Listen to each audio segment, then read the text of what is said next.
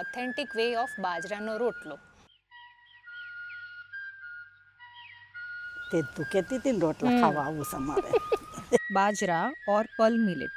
It's a powerful grain for winters. It will keep you warm, improves digestion, and keep your energy stable throughout the day.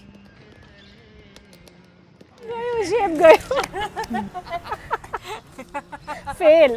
બાજરાનો રોટલો gluten free તો છે જ, but it is also rich in fiber and great for weight management. ગરમ ગરમ બાજરીનો રોટલો અને ઘી અને ગોળ, શિયાળાની સ્પેશિયાલિટી.